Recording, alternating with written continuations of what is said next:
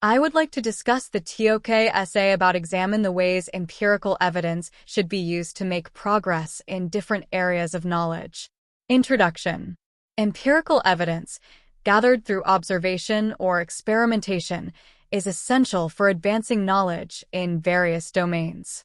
In science and history, two distinct areas of knowledge, AOKs, empirical evidence plays a critical role, though its use and interpretation differ significantly due to the unique methodologies and objectives of each field.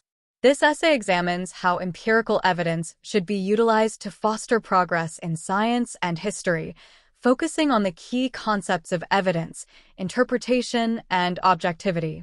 Empirical evidence in science. In science, empirical evidence is foundational to the scientific method, which involves hypothesis testing through observation and experimentation. The discovery of DNA's double helix structure by Watson and Crick, based on X-ray diffraction data from Rosalind Franklin, exemplifies the importance of empirical evidence in developing scientific knowledge.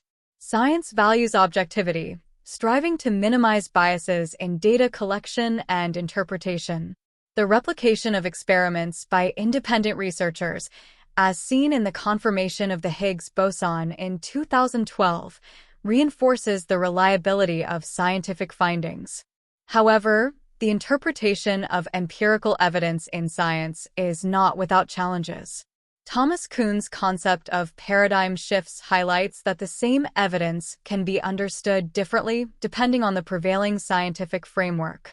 For instance, the transition from the geocentric to the heliocentric model of the universe required a reinterpretation of existing evidence. Additionally, in quantum mechanics, phenomena like the Heisenberg uncertainty principle challenge traditional notions of objectivity, suggesting that empirical evidence alone may not always provide a definitive understanding of the natural world.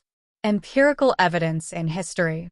In history, empirical evidence is used to reconstruct past events, often relying on primary sources such as documents and artifacts.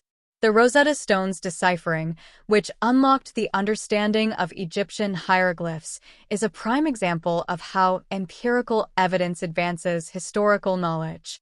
However, historical evidence is typically incomplete and must be carefully interpreted to create coherent narratives. Objectivity in history involves critically evaluating sources for biases and context, using multiple perspectives to build a balanced account of past events. Nevertheless, the interpretation of historical evidence is inherently subjective.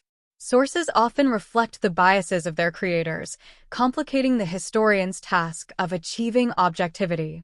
For instance, differing accounts of the Crusades from Christian and Muslim perspectives illustrate how historical narratives can be shaped by the biases of those recording events.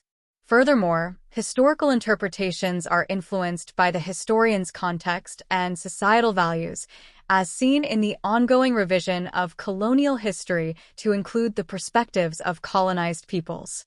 Conclusion. Empirical evidence is crucial for making progress in both science and history, yet its application and interpretation differ across these areas of knowledge.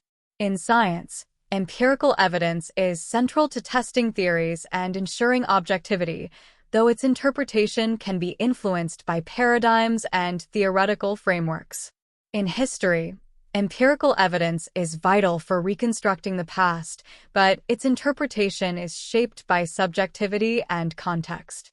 To advance knowledge effectively, empirical evidence must be critically interpreted and contextualized within each AOK, recognizing the complexities and limitations inherent in each field.